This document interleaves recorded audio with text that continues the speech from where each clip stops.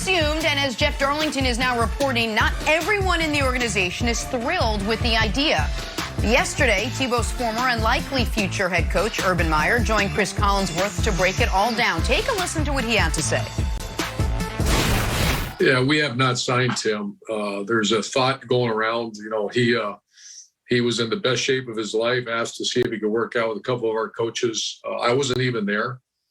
And they came back to me and said, wow, this guy's in incredible shape.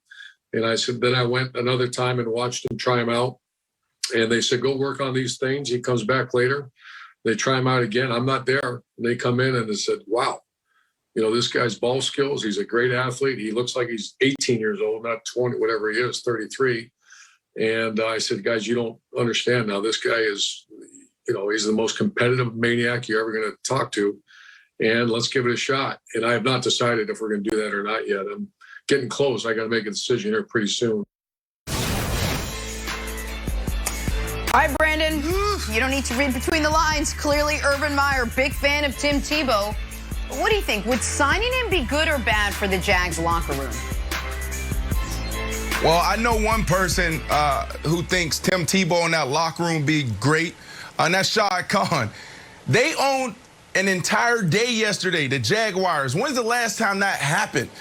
Every network, everybody was talking about Tim Tebow and the Jacksonville Jaguars.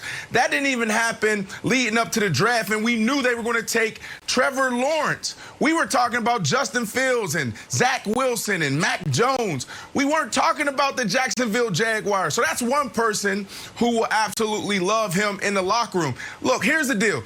It's not going to matter until Tim Tebow makes the team. This is the offseason. When he makes the team, let's say if he makes the team, then that's what matters. Urban Meyer, you're on the clock because those veterans in that locker room, you'll have a year to be able to come with that college mentality. This is how we're going to do things. It's my way or the highway. If Tim Tebow doesn't perform, then they're going to be at his neck. That's what's going to happen. So right now, it's great for business. Hell, it's great for football. It's great for us. We're talking about it. It's a great topic. And then when it's time to strap up, let's see if Tim Tebow performed, Kevin. Yeah, so God forbid the Jacksonville Jaguars, with their 15-game losing streak, Nick, bring Tim Tebow in. What are they going to do? Oh, my gosh. Guys, this locker room is a sacred place. How are we going to invite Tim Tebow to camp when we're busy with the rookie talent show and giving people silly haircuts? I just don't think the sanctity of Jacksonville and the histrionics around this are absurd. They're absurd. Yes. You guys watched 15 games in a row. You tried to lose all the games last year, so you got Trevor Lawrence, and you did. So the idea that their amount of pearl clutching about bringing Tim Tebow in, who he's not even in. I mean, this is the other thing, Nick. That soundbite from Urban Meyer, that's the first time I'm like, oh, they're not going to sign Tebow. It's very easy to be like, yeah, we're going to bring him in. He's going to be a good fix. He's going to be a good fit for our squad. But hearing Urban say like, I got to make up. You think? I don't know, Brandon. For the way he sounds, I don't think. Now I'm leaning the other way. He just corrected. No. Okay. Okay, he's definitely going to sign him. I don't know if he's going to make the team. He said, at the end of the soundbite, he's like, I said, let's do it. And then he corrected himself. And he's like, and I still got to make that decision. You made that decision. But I'll address the Jags thing in a moment. But first, can you put Brandon on the screen with me? Because I'm going to say something to Brandon. I think he's going to think I'm joking. But I am totally serious. Brandon, do you have Urban Meyer's phone number? Because do you? I do not. Because I do. I can give it to you. No, I do not. Okay, I'm going to text it to you during the break. Yeah, because he used to work with Fox. Okay. He's close with Colin, so I'm by proxy, like, you know, first relation. You should go get a tryout. If that's how it's working in Jacksonville, hey, he's in great shape. Those ball skills. Can we show Brandon's numbers since Tebow last stepped on a football field? Man. Brandon, before Tebow retired, you were awesome. After Tebow retired, you have almost 5,000 yards, almost 40 touchdowns. So, hey, let's send him this picture. Any video from Brandon without a shirt on, which best I can tell is all the video of Brandon when he's not on this show, and get you a tryout.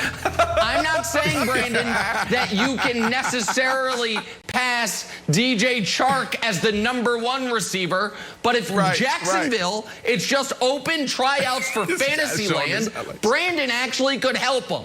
I'm dead ass serious, guys. Oh my goodness. Like this is ridiculous.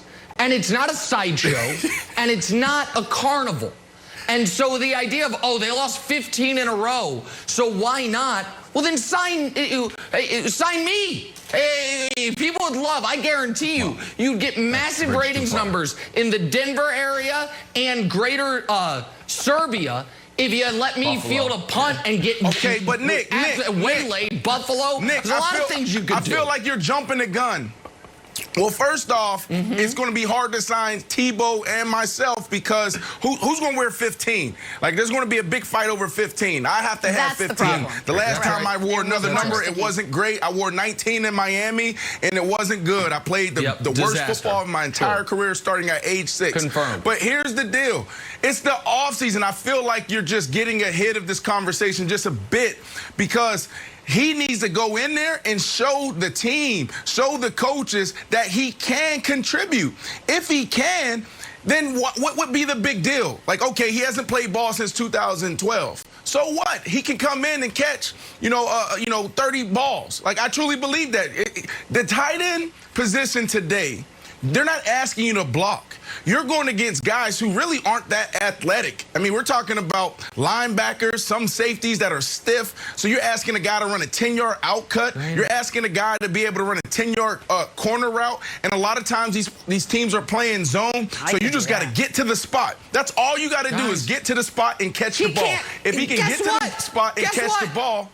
He can't get to the spot. Brandon, that was a bad route.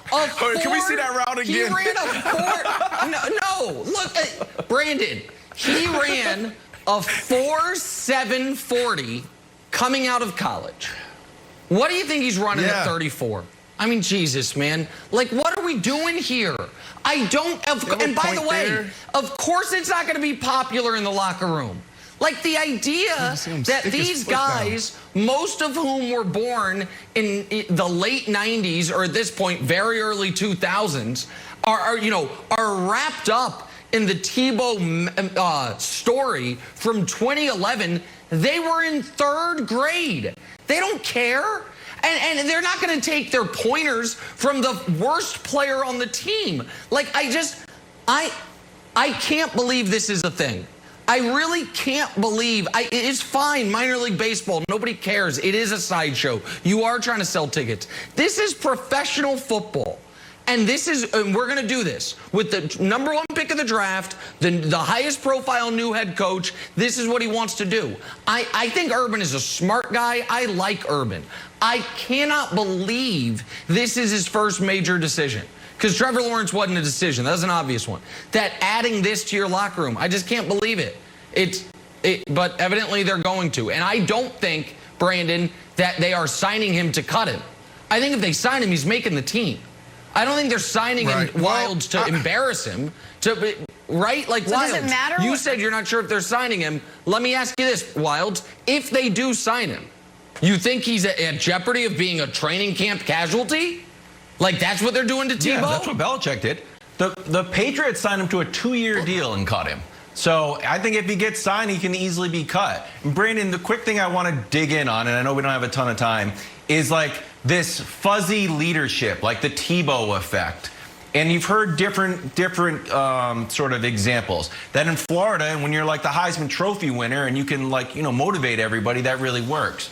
But then you get to the NFL, and like Nick says, you're not, you don't have a sterling NFL resume. You're 33 years old. You're not sort of like the guy.